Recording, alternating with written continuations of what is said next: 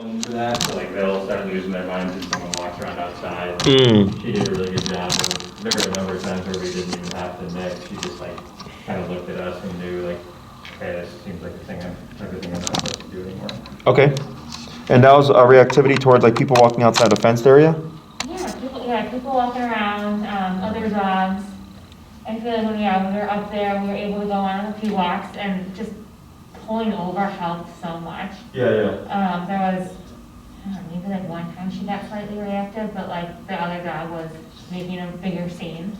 And she was able to kind of like calm herself down right away. It wasn't like it was a prolonged incident. Okay. We were pretty happy with the progress. Good. With the, so when it comes to reactivity, because I don't really like to think of it as like right or wrong when it comes to approaches. It's more so like every situation is going to be different. Every person is different, every dog is different, right? Is for some of my clients, they'll get to the point where they walk past dogs, no problem.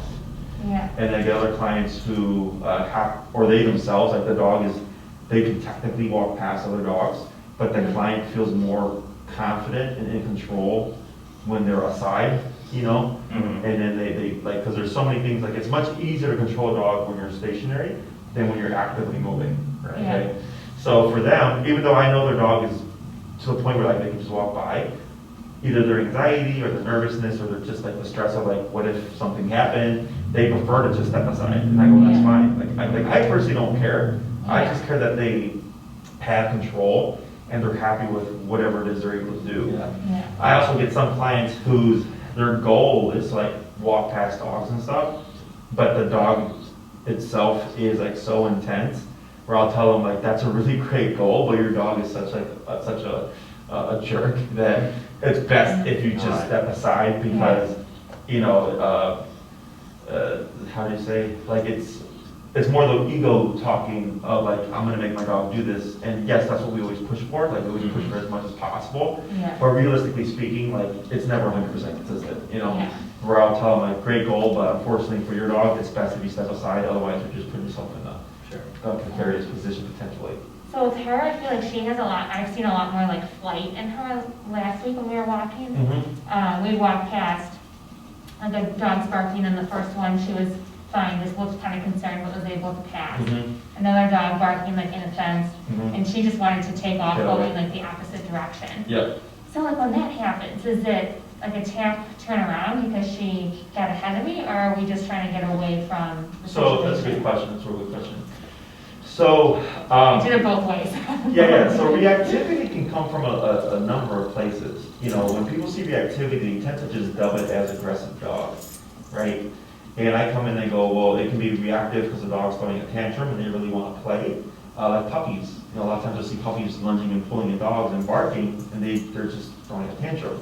In other cases, it's the dog throwing out a bluff and saying like, hey, like for instance, we have a dog here as a board and train, and he was perfectly friendly and social, and then he got attacked by an off-leash dog. And ever since he got attacked, he became reactive, and like dogs approaching his rear, he is super sensitive to. And he's a mini golden doodle, so he's not even like, you know, an aggressive breed. And now his reactivity is coming from a fear response where he's like, hey, I'm going to put out this threat and look really tough to keep you at bay so that you don't have the opportunity to get to me first, okay? And then there's dogs that are reactive because they are aggressive and they want to do harm. So, you know, it doesn't matter where it's coming from, it's just always just not allowed. In the case of where you're seeing flight response, okay, I would actually be proactive and address that. Technically, yes, you know, if she pulls ahead, you would tap and turn to correct. And what I would do is try to walk past that fence with her being at your side and as passive a state as possible. The reason why I would push that, because other people will tell you not to push that, okay, is flight can easily become fight. Okay, so what you're doing is you're correcting the flight response and saying you can't run away from this, but also by repeating this exercise, you're saying you don't need to run away from this. So what happens is she goes into flight mode, you correct it, you redirect her, let's say it works well, she lines up with you, and you're able to walk past that barking dog behind the fence like 4 to 5 times, and she's passive, and then you leave. The last thing she remembers was, okay, I got caught off guard, I went into flight mode, mom disagreed with it, but when we walked past that dog, nothing happened. Yeah. That's the important thing, is Okay. nothing happened, right? Yeah. And I'm not like, let's say if this was the fence, like I wouldn't have light right here Right. and make her walk next to the fence. Yeah. Feel free to give space. So if we have the sidewalk and then the grass, Yeah. you could just be on the grass area. So the way I explain it to people is like dogs behind fences. It's kind of like in the movies. Have you ever see like when they're walking a prisoner down like the row, and like there's like prisoners in the jail cells like yelling and screaming and stuff. Just like how uncomfortable that person must feel. I liken that same thing to like dogs behind fences with walking on the sidewalk. Yeah. Is they're putting up threat, right? They're saying this is my yard, keep away. So to have it right next to it and deal with that, it would be very unfair. That I give space, and by giving that space, you're saying, look, there's nothing to be concerned about, nothing to run away from, but also you're respecting the fact that she feels uncomfortable and keeping a little bit of distance. Okay? You can also even switch sides. Yeah. Yeah. Like I said, switching sides is perfectly fine because you're calling the shots. It's more so when Lake does it on her own that we're not wanting to, unless it's a behavioral thing. Okay. So if I'm walking with Lake and like maybe I don't see a dog and she does and she pulls to my right side and I'm like, what's going on? She's doing avoidance behavior. And she's going, look, that dog's coming really close, so I'm opting to give a little bit of space. So that happens. And obedience-wise, it's incorrect. But behavior-wise, it's a good decision. Right, because it's instead of going to fight mode, I'm going to go into avoidance mode and give more space to handle the situation. So like in the beginning, I give a little bit of leeway, allow things to happen so the dog understands there are more decisions or more choices they can do as opposed to reactivity. But then depending on the dog, if they're making great progress, then I'll keep it to where it's like, no, now you have to stick to me. But every case is different. Yeah. So, okay, good. Makes sense. Anything else? So, she can think of something else.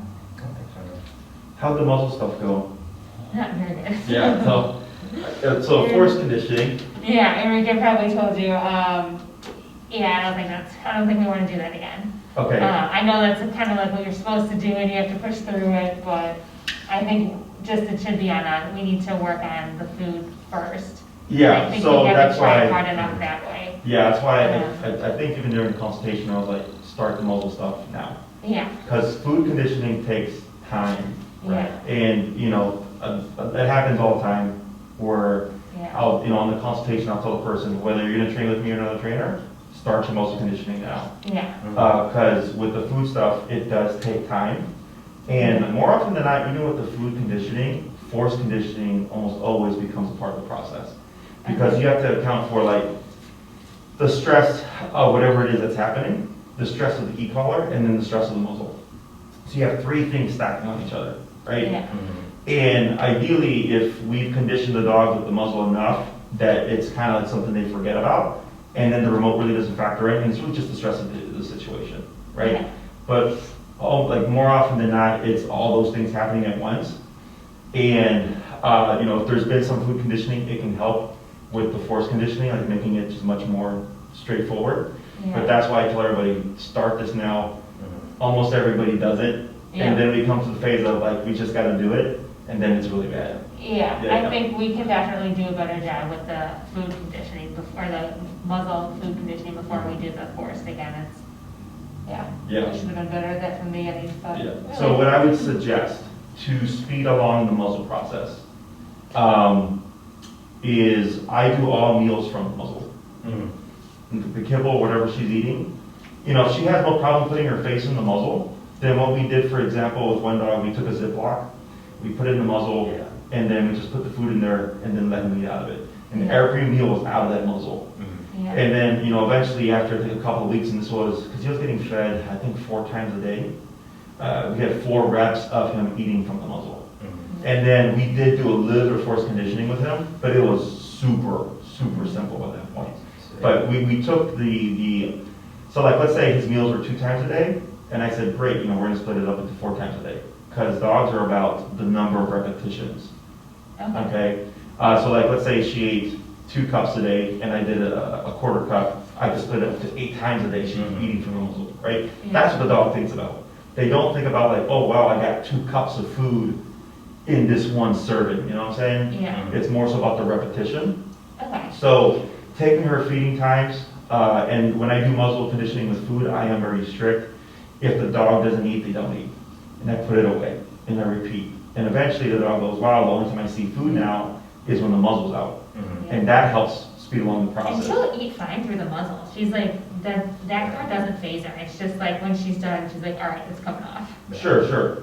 Yeah. And then just trying to have her wear it within the home. Like, let's say after you do a feeding and you close it, you know, 5 minutes, 10 minutes, just trying to make it as opposed to something you only use when you need it. Yeah. More so like something that happens, you know, a couple times a day where she's got for 5 minutes and then remove it, a little treat, okay, we're good.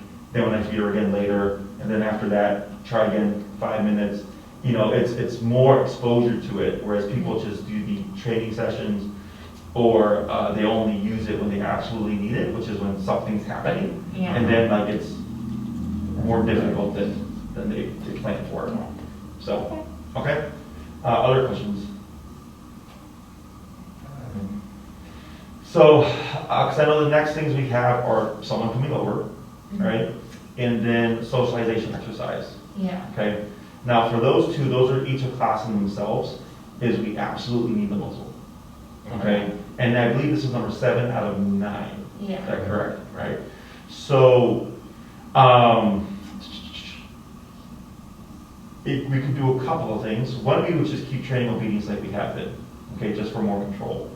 Or today we can treat it as a review. We'll go over all the stuff and I'll say like, this is your homework, practice your obedience, okay? And then we say 8 and 9 for once she's muzzle conditioned. Then we can go into the exercise with the door and then also go into the exercise of actually socializing her, Yeah. okay? I don't care what you end I up think doing. that's probably the way to go, because she's not gonna be muzzle conditioned by next week. Yeah, that's Like, the we could thing. try, but realistically, yeah, she won't be. Yeah, So I think okay. that makes the most sense. But definitely want to make sure you set a time for muzzle conditioning, you know, use her meals or whatever, put it on her, try to have her just on her for 5 minutes, get her used to like, if this is something, you know, just like another collar that she wears, whatever, so she's kind of indifferent to it, okay? And then whenever you're ready, reach out and say like, hey, we're finally over the muzzle thing, and then we'll visit the door exercise and then the socialization exercise. Okay. Okay? Any questions about that? I don't think so. Have you had anybody over? Not to our place, so my family has a lake house and people will come in and out through the doors there. Because of incidences with her and another dog, everybody's very cautious about announcing themselves coming in and out. And she was fine, so I think it's mostly like if my dad comes in and out, all the dogs go crazy. And she kind of looks, and then if she looks like she's stressed out, she hits a nick and she stops. Okay. So far that's been okay. What does her stressed out look like? Like, pretty Just much, Intently staring with the wrinkles on top of her head. Okay. Your dad, is he like tall? he's like maybe a little taller than Yeah, Jared. right around my height, gray hair. He was painting and was wearing a painter's hat, and all the other dogs were freaking out, but she was okay without that. Sure. But you know what? He's not a dog guy. He's a nice guy, but I don't think he brings out like dog energy. So there's something about him that the dogs don't. No, for sure. Like I have a buddy of mine, I don't know if you saw Bill, he was come like film some of the sessions. Yeah. Whenever he's here, he walks in, all the dogs start barking. But everybody else, like I just hired a new employee and came in, dogs and care at all. So, Yeah. does he have like a boisterous energy at all, or is he just like? A little bit. But the times it's happened, he's just Yeah. been like quietly walking in. Okay, sure, yeah. I'm just trying to figure out if there's something there Yeah. that's you know triggering. And just because she's good and within that context, you know, the home is different. Right. Like I don't think she's territorial over the house that everybody's at, and Yeah. our apartment would be a different story. Correct, because that's more of like a community setting. Yeah. You know. Because the little dog that she hates in our building, Kim, even when Kim, the chihuahua, walks up and down the stairs, she'll still charge at the door. But now if we say Lake, come, she'll come and sit where she's supposed to. Like she knows she's not supposed to charge at the door, but she'll still charge and then come back when she's told no. Gotcha. Okay. Anything else? That's it, yeah. I thought that blinked orange for a second. Okay, so what we're gonna do is we're gonna do some long leash stuff. We'll go on the back, and I'll show you how to take what we've covered so far and like kind of blend it together. Yeah. Just to progress her obedience a bit more, to give you something to work on. As you work on her muscle conditioning stuff, and then you'll get that all set up for you. So, okay, awesome. So we'll go to the back. I'll have you guys follow me. Practicing like the heel, the stay, and the recall together. Not all together. Yeah. Okay.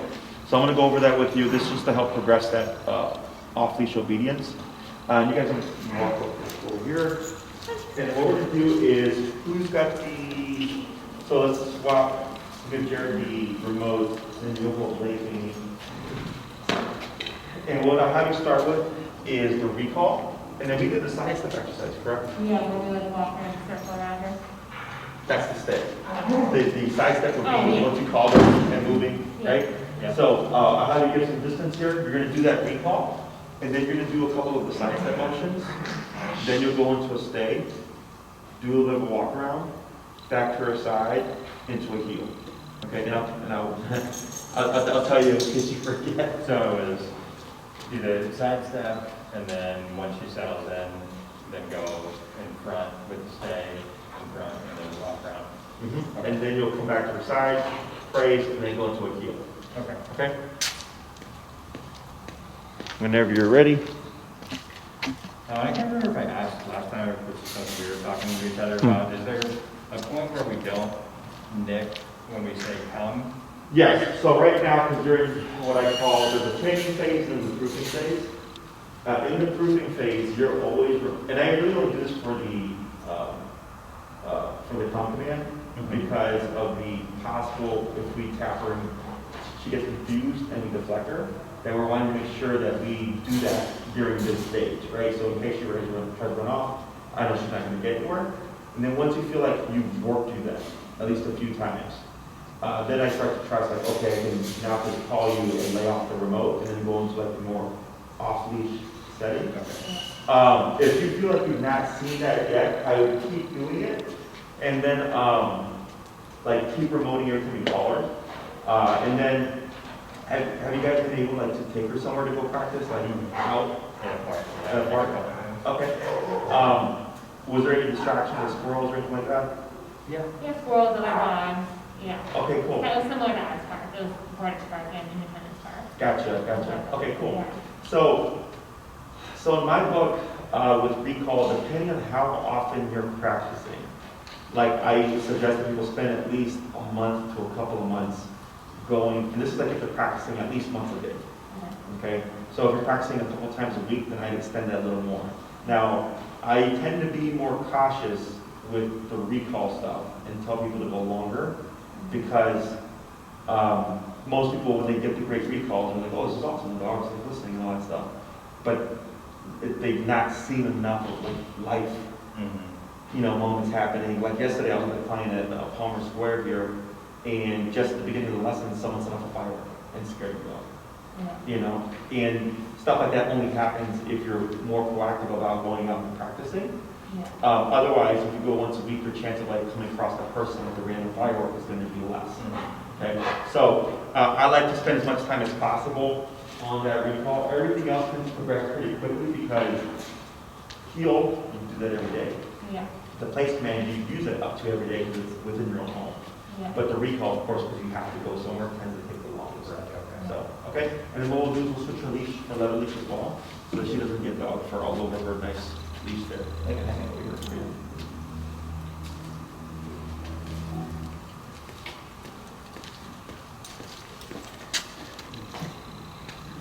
All right, so go ahead and get some distance here.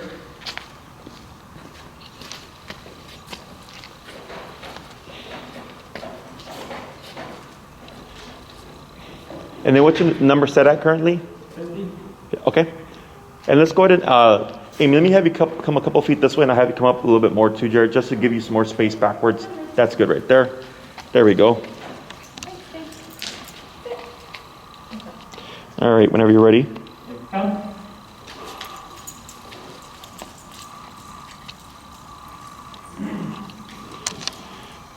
That's good. Good. Tap.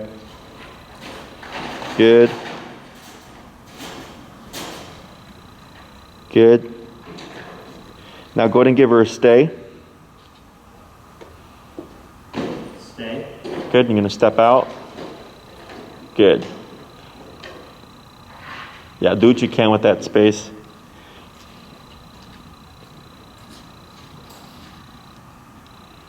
And go ahead and see if you can get a little bit more further from her, backwards.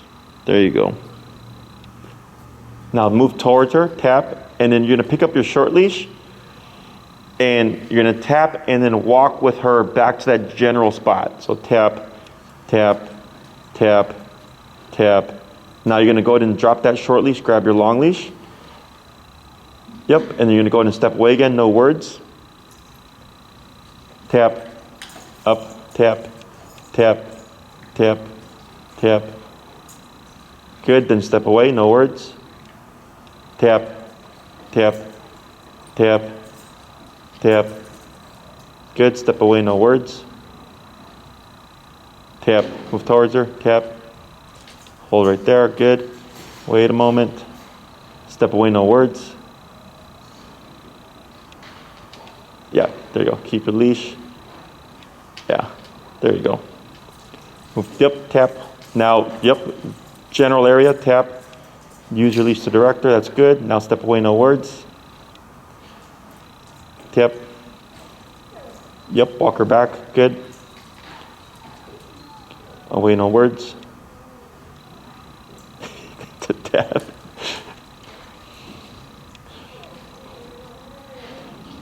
Go ahead and use some tension to bring her back to that general area.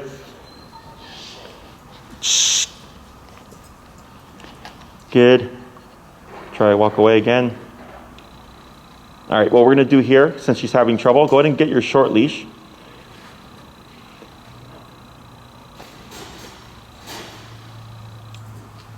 Then lead her back. Tap. To that little spot there where she was originally. Tap. Tap. Now when you step away here, I want you to anticipate that she's going to want to follow you and be ready to pull up. Okay? So go ahead and try to step away. Again, no words. Up. Tap. Good. Yeah, keep it within the length of that short leash. Good. Go ahead and try to circle around just to her right side. Yeah. Good. Go ahead and come back to her side. Good. You're going to put her into a heel, and you're going to switch to your long leash.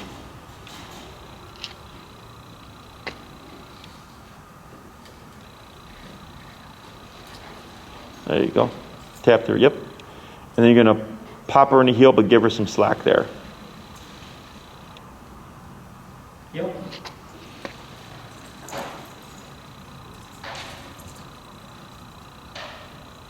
Okay, I'm going to walk her towards Amy.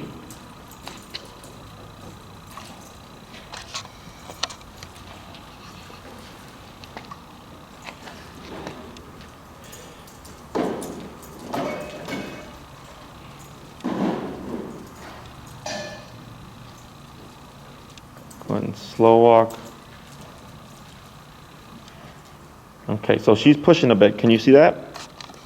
Getting in front of me. In terms of positioning and stuff? Okay. Yeah. So what we're doing here is just taking 3 of those 4 commands that we've learned and applying them to the long leash. Okay. Once we start to get to this phase, it kind of shows how well the dog knows the command. So for the stay, she made a lot of mistakes, but this is like, I'm assuming the first time we've done it going at a greater distance, right? How is she typically with the short leash? With like a stay. Mm-hmm. If we're just like walking in a circle around her, she's okay. Okay. I think she just like knows like the drill. Like I don't know if she knows like the stay command. Sure, right. So once we start progressing and giving more distance, we're going to start to see exactly how well the dog knows it. Okay. So sometimes the client will go from short leash to long leash, give the stay, and already be going like 20, 30 feet, and the dog just holds with no like warm up. So here we're seeing that she's having some of that issue in terms of like keeping in position. It could also be just the environment.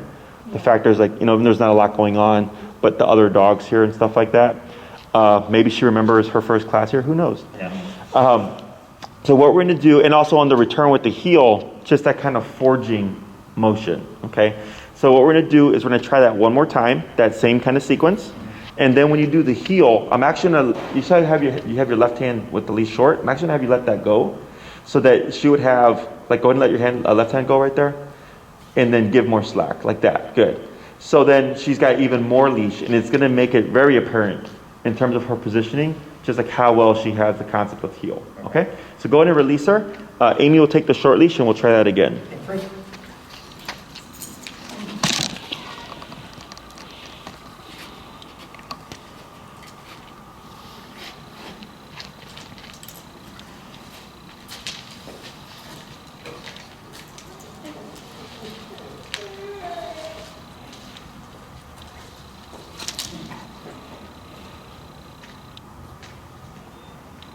Come. Yep, back tap. Tap back. Come. There she goes, good.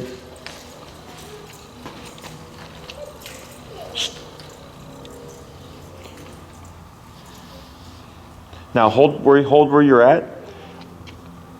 Yeah, she's inching a little. Go ahead and keep shortening a little bit. Shorten again, right there. Go ahead and tap. Tap. Tap. Go ahead and reel in a bit. Yeah, reel it in right there. And then you're going to use, there we go, right there. And wait, now praise. Good. Just wanting to bring her in a bit closer. Okay? And then from here, you'll let that slack go. You'll give about 6 to 8 feet of slack here. And then you'll do your side steps again. How does she know the difference between a side step and a stick? Yeah, that's why we do this. Tap is, if she's got a good concept of stay, she'll literally just right away differentiate. Okay. Even if like you don't say stay. You have to say stay though. Oh, just stay. Yeah, so once you cue the word stay, then she's in the new command. Okay. Yeah. So whenever you give a command, the new command always overrides the old command. Good, go ahead and give that stay there. Stay. Yep. Good, and we'll keep it close for the first little bit.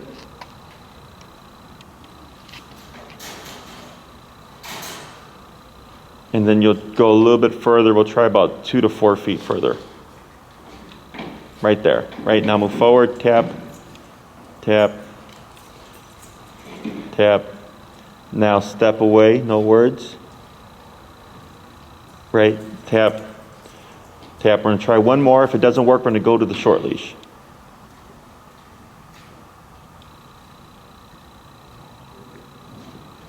Good, yep. So then walk towards, tap. Good, hold right there. Go ahead and transition to the short leash.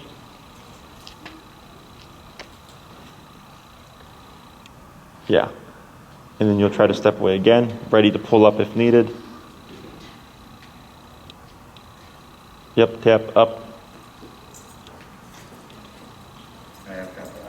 There you go, and then away. I was thinking that because he said stay 30 seconds to a minute ago, She'll remember it. Yeah, I mean, so. That's the goal is to make sure that she knows that. Correct. So the up, tap. There you go. Good. Right, now away. Is everybody wants to repeat the command. There you go. Now try to circle around where you're at, like a little half circle. If you repeat, you end up resetting.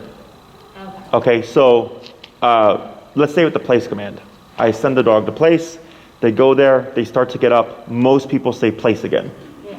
If you do that, even if the dog goes back, you're resetting the command. It's technically a new one.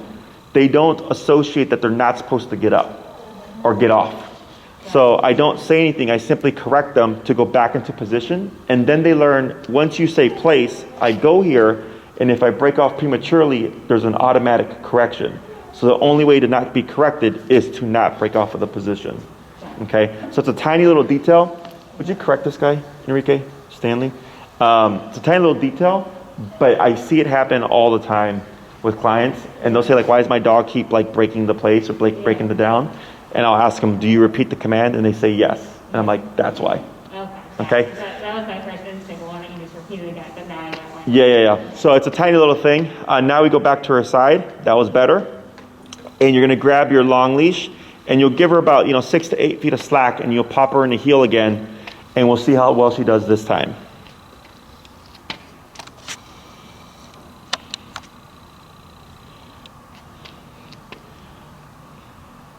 We did that with Luna with down last week with Elizabeth.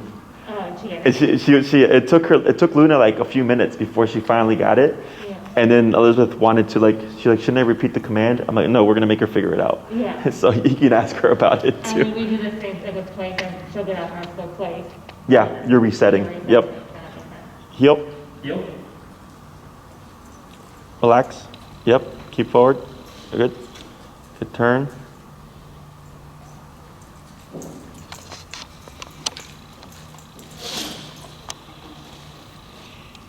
Do I sit or I keep going? Keep moving. Tap. Yep, keep moving. Tap. There you go. Good. Right. And then relax that arm. There you go. Right. That's better. Heel forward. Good. And slow. But you can see her, even at that little bit there, kind of speeding up a bit, right? So here, with the long leash, it allows Lake to make a bigger mistake, okay? So one of my clients termed it like a 30-foot mistake line, which I really like that term. So when I pop the dog in the heel, I give them the full 30 feet. And if they break position and go the opposite way, I keep moving. Okay, everybody's instinct, and I think we even did this at the park, and I was like, go, tap, tap, tap, is everybody freezes. Everybody stops. And you have to keep your movement, because if you're tapping Lake and you're stationary and she's 20 feet away, she's looking at you going, what am I supposed to do? But if you keep moving and you're walking and she just sees, you moving away from her, she's going to assume heel. So that'll allow her to attach or to figure out what she's supposed to do to correct the problem. Or like, let's say I was doing a recall and she went the wrong way, I would keep moving backwards and remoting, and eventually that tension would bring her back towards me, okay? But you have to keep your movement. That's why I stress practicing with the long leash so much, so that mistakes can happen and we can work. Shh. What are you doing, Sneaky? We can work through them and further proof our obedience to be off-leash reliable, okay? Let's try it again. We'll do one more, then we're going to swap handlers.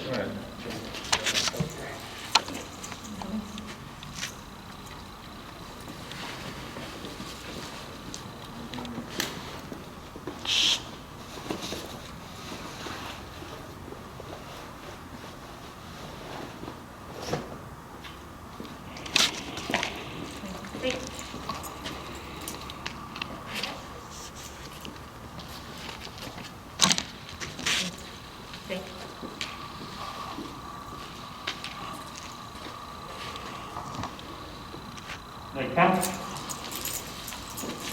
Look at that. That's She's getting tired.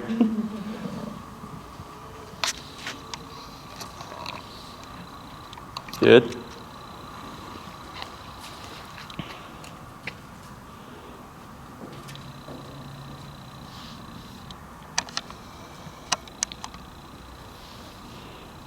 Good. And then you'll go into that stay.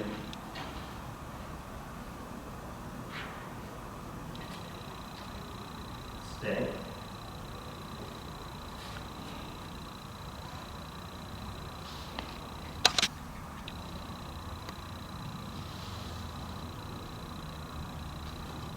All right. Tap. Tap. Tap. Step away, no words. Yep. Tap.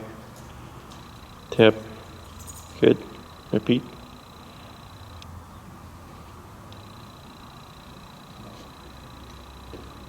Tap. Tap. Tap. It's funny because once you switch to the short leash, she gets it. right? Like you have to correct her, but she ends up holding it. Yeah. Whereas with that long leash, she keeps making that mistake. Would you try it again?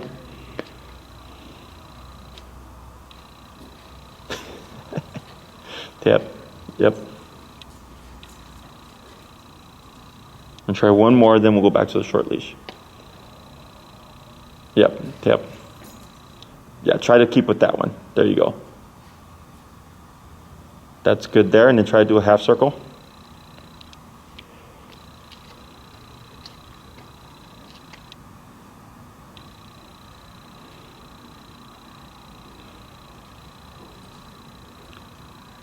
Good. Now she settled a bit. That's good. Back to her side. Better. So on that, what was it, the fourth or maybe fifth one? Yeah. She tried to get up and you tapped her, but she actually corrected herself, put her butt back down without needing you to come back, right?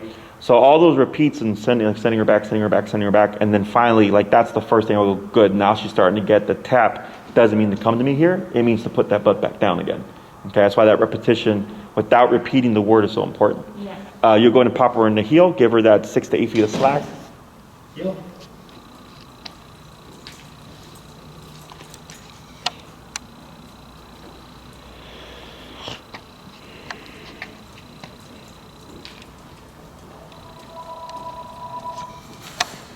Good, yeah. Keep walking, but slow walk here. A little slower. Slower. Stop. Good. Now, better, but really spaced out. Right. She was about like 1.5 feet off of you, right? So what do we, like, how do we, How do is you- that always to turn around if she's too far away from us? So for that one, you can keep walking forward and tap technically to Okay. bring her in closer.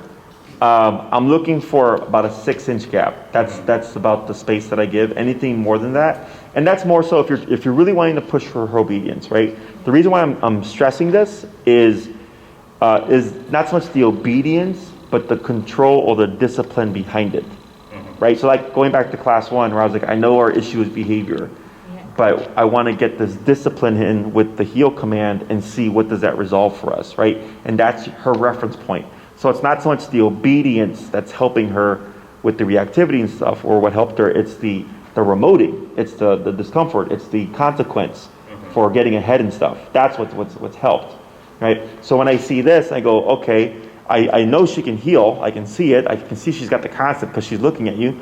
But at the same time, that gap tells me she's not like 100% with either respecting the command or fully associating what it means, right? So we can fix this a number of ways.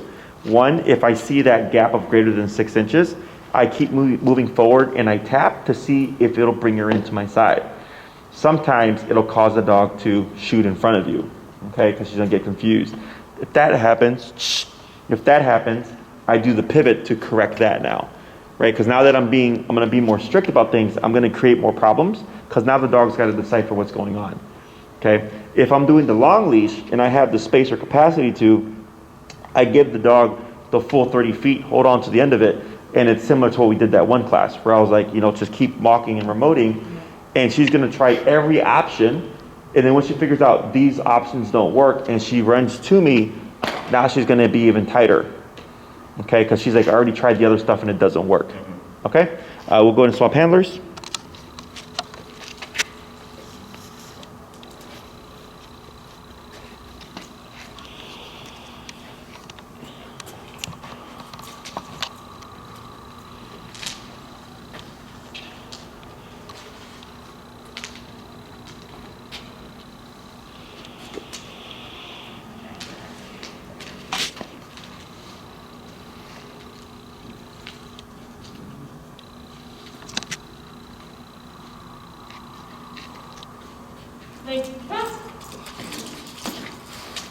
It's okay. There we go. It's all right. Good. Hold right there. Good girl. Then you'll try the side step.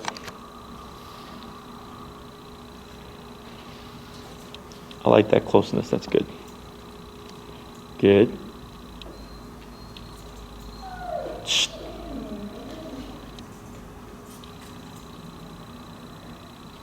Good, so go ahead and get untangled there, yeah. And then here you'll transition to that stay, but shorten your leash so that she only has, you'll keep it on the long leash, but you'll just shorten it. There you go. And I'd give her about, that's good right there. Stay.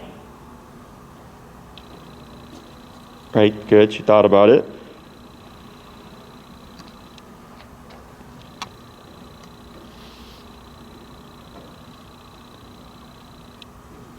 Good, now here, up, hold a second. I'm gonna have you try to go another 2 feet further away. Yeah, tap, up, and then you'll lead her back. Tap, tap. Good, and then step away, no words. Yep, tap, there you go. Go ahead and keep with that, just move back. Okay, hold right there, yep. Pause a second. Now, a step back. Have you guys done come when called from stay? Don't believe so. Okay. Try to step away again. Up. Right. Lead her back. After this one, you'll go ahead and transition to your short leash. Because what can happen is if we practice the recall from stay positions, this happens. Right. Where the dog will keep coming towards you.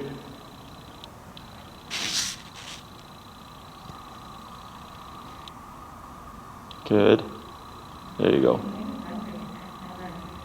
What's that? I feel like sometimes they were doing that. Not necessarily like stay, but she was sitting by the other person. Sure. Good, back to her side. Go in and praise. And then I'm gonna have you step away again, but she should stay put. Yeah, go ahead and move towards her, tap, tap.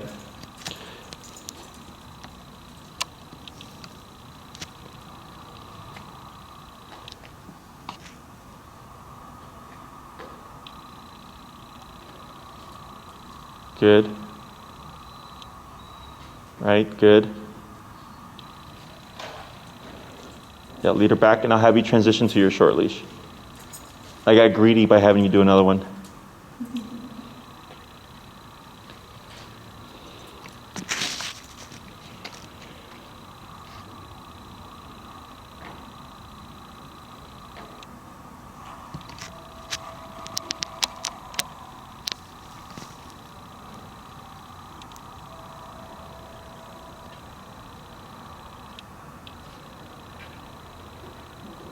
Good.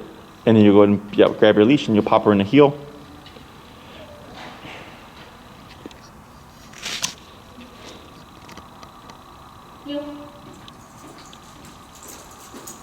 Good move, yep.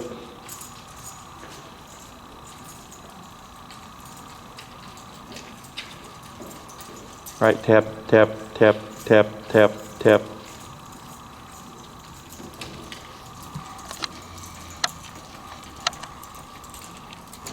Slow to stop. It's a little better. She's a little closer there. Good. Break. Good. We're gonna do another recall. Hey, Enrique. Yeah, just like a little Are you taking a dog right now? She was usually sitting by Are you taking a dog out? the side. I'll go ahead and do that first. Would you grab my phone from either the? Okay. You're just gonna have we done recall after the direct command of stay. Yeah, I don't think so. Wait, come. Yep, there you go. That was a good one. That was a good tap. And I like that she sped up in response. That's good. Good.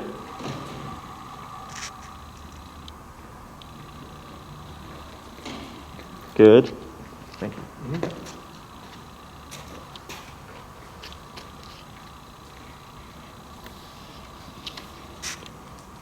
Good. Stay. Stay.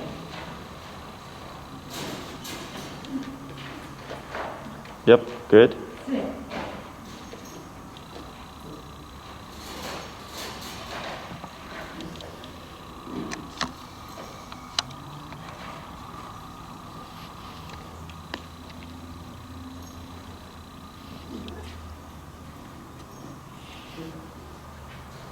Good. Go ahead and praise. And then go ahead and put her into heel, because that was actually a good one. Heel.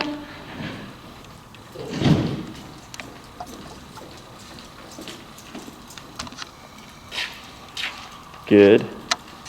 Yep. So right there, because you could see where she was getting ahead, I would go ahead and pivot off and tap, tap, tap. Give it a little bit more slack. There we go. Yep. Then slow. Good. Break. Do one more. So since that stay was better, Yeah. and she didn't make the mistake, I just transitioned to the next thing. Okay. So, because the last time I got greedy, she made the mistake. Okay,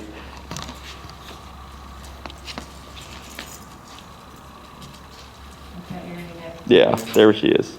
Wait, come. Good speed.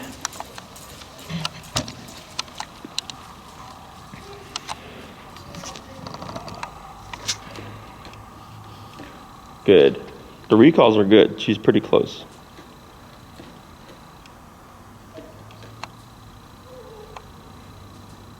And make sure to wrap that every time. I know. Yep, there you go.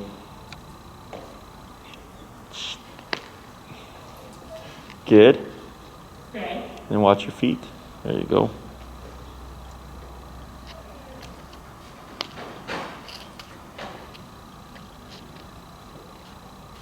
Oh, step in. Yep, tap, tap. You almost had it.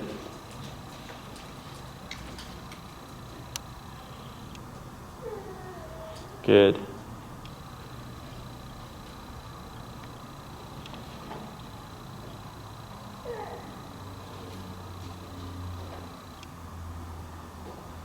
Yep. Tap, tap. Good.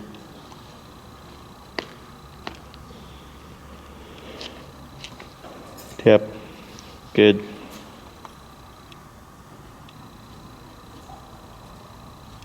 Good.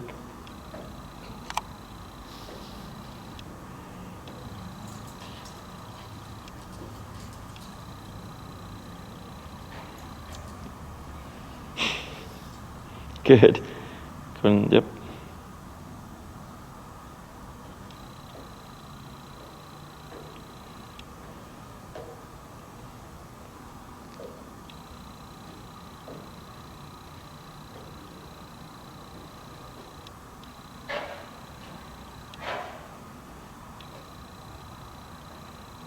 Good. Oh. Yep.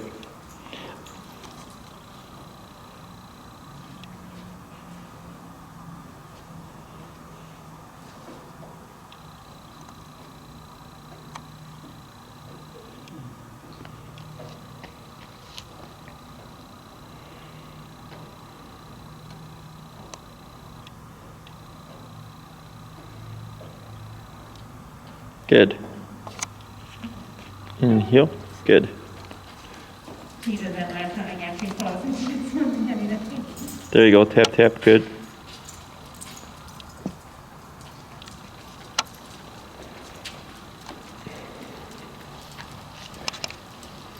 Good. I'll pause right there.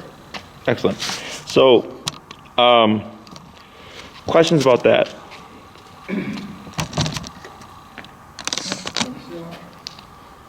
It seems like it's probably just gonna be something that takes a lot of repetition for her to understand, like, the difference between the, like, how we're stepping away from her just prior to the stepping away that she's not supposed to follow. I'm guessing that's something that just, like, takes, No, it's usually pretty quick. really? Yeah. So, a couple of things that could be potentials. Okay, one could also be attachment.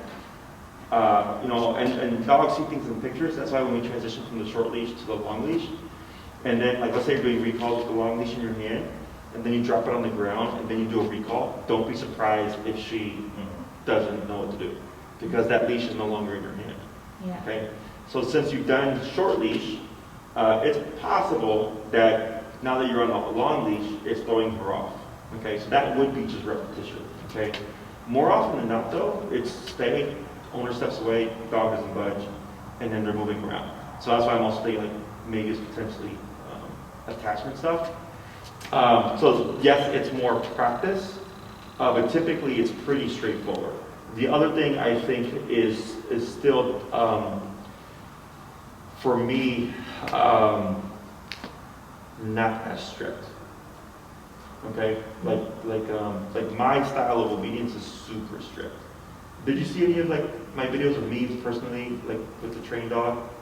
You like right at your side? Yeah. Like, yeah. Where like it's like just super close, and then the recall and the stays, all that stuff. Yeah. It's a very strict, very black and white with the obedience, because gray area can lead to things like that, right?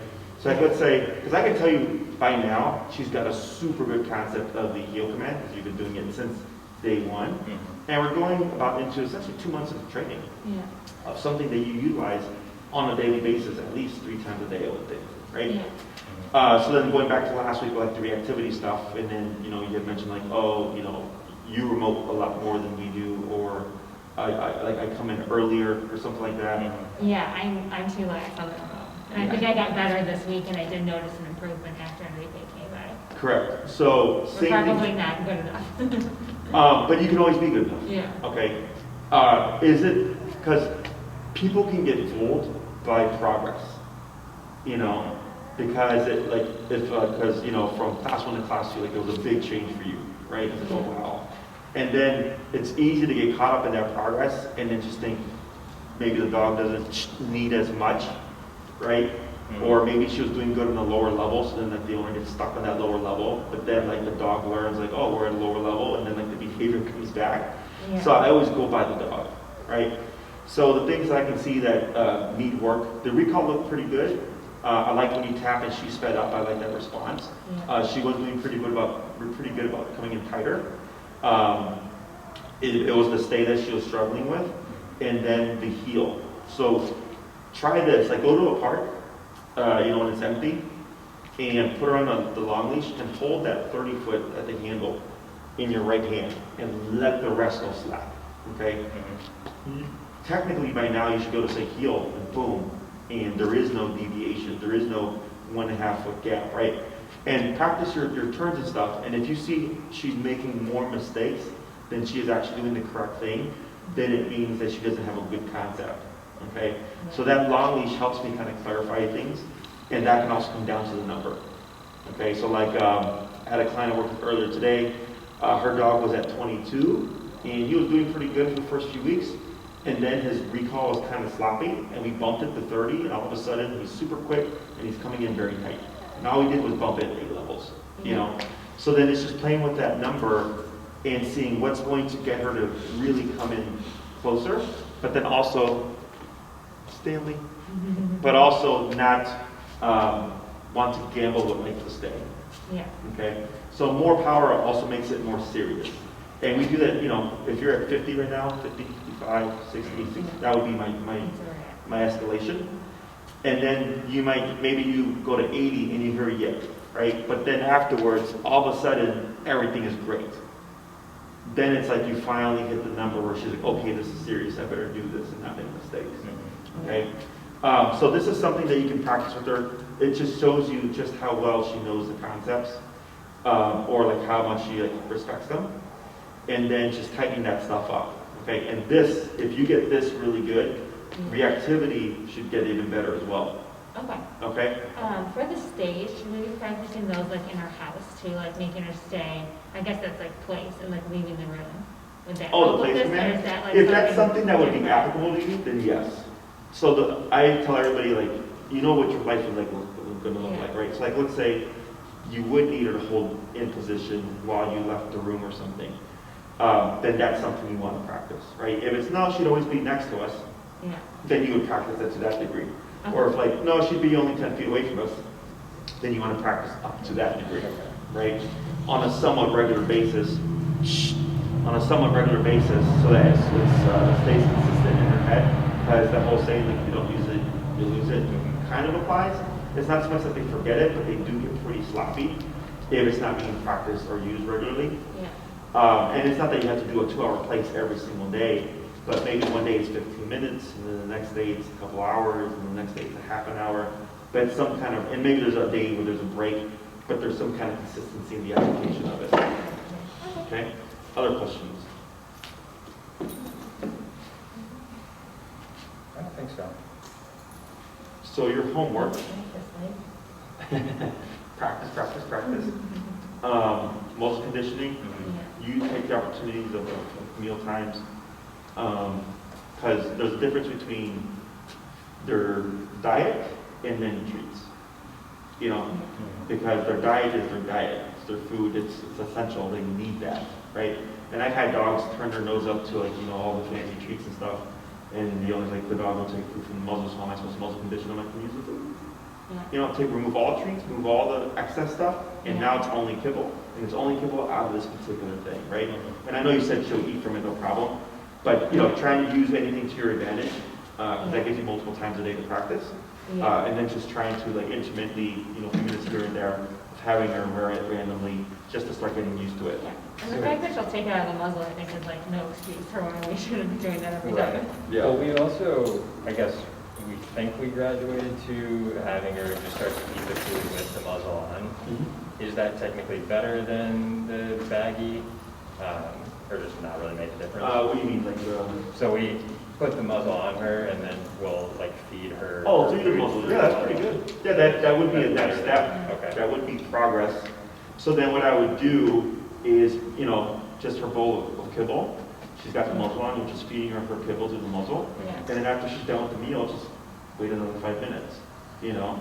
And then you remove it. The girl, you can give her a finishing thing of like a treat, like I'm not opposed to that. If she's doing good, then maybe you know, I do that for a day, and then the next time when we do it, maybe instead of 5 minutes, leave it on for 6 minutes, like just a minute longer after each meal. You know, and you're progressively getting used to just wearing it. And you'll see, like, once you put it on and she's like completely like not caring about it, like I would think you'd be able to recognize it, where it's like, yeah, we put it on, there's none of this, that just gets up, clothes lays down, relaxes, doesn't care anymore. Then I would say she's pretty comfortable with it. Doesn't mean it's gonna be perfect when we bring in the stressor, you know, but ideally much easier to stop that behavior, you know, with a tap or whatever, without getting the intense, like, take this off my face thing. Okay? Makes sense. Anything else? No, I'm good. Okay. I'll have Maria reach out just to confirm with you. Yeah. Okay? And then whenever you're ready, like, take your time. You're welcome to ask questions. You always have my technical support, Yeah. even after you finish your program and stuff. You can Yeah. always, like, you know, afterwards, if you need a tune-up or something, that's Yeah. fine. But in the meantime, if it's like, hey, Jesse, we feel like we hit a plateau with the muzzle, you know, I would just follow up with you, like, what's going on, and then if I can, you know, think like, oh, okay, cool, like, do this next, to help you get her over that, okay? And then like winter time too, I'm assuming, will you be doing trainings here, like when it gets really cold out? Yeah, like, I'll train outside as long as the dog and the clients are comfortable. Okay. So I get some dogs that just can't take to the cold, and I'm not gonna sit out there for an hour. Yeah. But like, yeah, like the socialization thing we could do here, no problem. I could show you with my employees. But if you have like someone that, you know, is a friend or whatever that would like to help, and you want them, it would be someone that you would see on a regular basis, we can use them to show the exercise.